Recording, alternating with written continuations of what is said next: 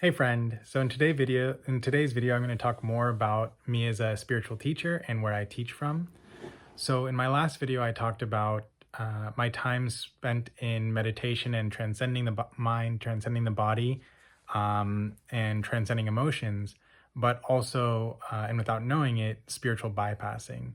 So when I found out about spiritual bypassing was when I met my new and current teacher, Pema Salem. So she's very much, you know, she's very much experienced this transcendence, but she also, brings that consciousness down into the body, down into emotions.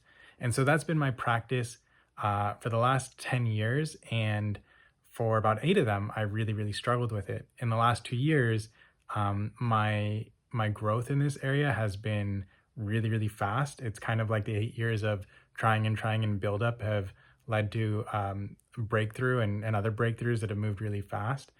And so now, I'm still able to transcend body, mind, emotions, and all of that. Um, but now I'm also able to bring consciousness down into my experience and be very, very present um, with what I'm feeling.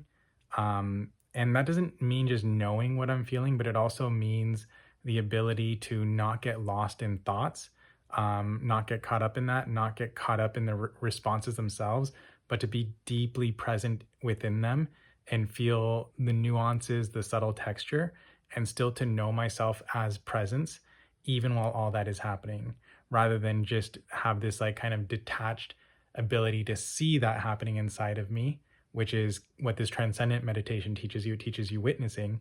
And so you take this step back and you could see like, oh, and there's anger there. And then you're free to respond without being angry, but it's from this very, very detached place. Now, and same with sorrow and every other emotion. Now, when you come into it, it's a very different thing because now you feel it and you process it. And again, processing doesn't mean thinking about it and analyzing it. It means just feeling it and letting what wants to and needs to happen inside of you happen. And then you're able to move in freedom. And you're free in that experience because you're not overwhelmed or consumed by it, but you're able to respond. So I'll give you a great example. Now, one of my friends, one of my close friends who's also able to do this, him and his partner broke up. And when they broke up, it was very devastating emotionally. They'd been together for years. It was a huge loss. And he felt all of that pain. He processed it. And then whenever they would communicate, when they'd interact, it was from a very resolved place.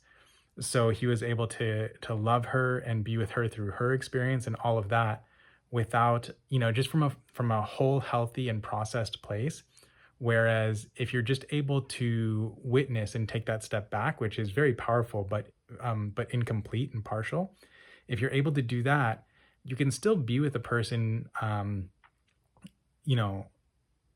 even though there may be things like anger and sadness, you could still be with them, but you need to detach from the whole experience when you do that. So when you interact with them, you kind of have these thoughts of like, well, what is a good way to respond to this? How can I respond in a way that's compassionate or kind? And you're able to do that, but it's like contrived. Like you think of it and you're like, I'm detached, and now how should I act?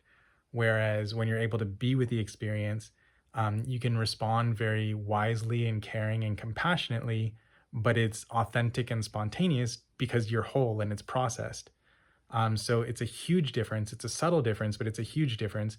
And when you're with someone, when you're with these two different people, both of them having, very strong capacities for, of consciousness, the detached one, you kind of feel it, like they're not really there with you. They're just kind of responding, and there's this kind of like transcendent, like, aloofness. Whereas in this one, when they come in, it's a very intimate and felt experience. It feels like you're with a real human, even though they're able to be very, very compassionate and kind and unselfish, and and a lot of great qualities that are hard to hard to fake for long periods of time.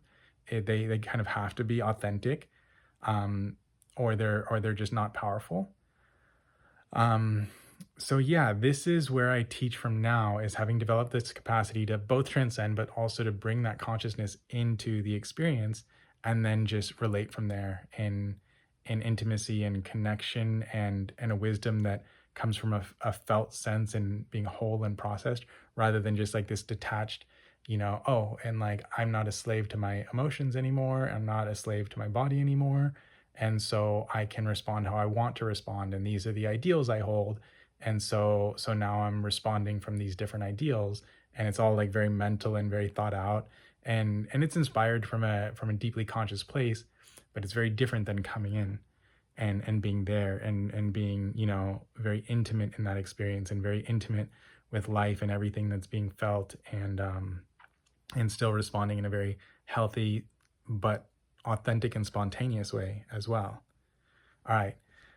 So this is where I teach from. There's a lot more to it. If you have any questions, just leave a comment and I'll respond. And love you and talk to you soon. Bye.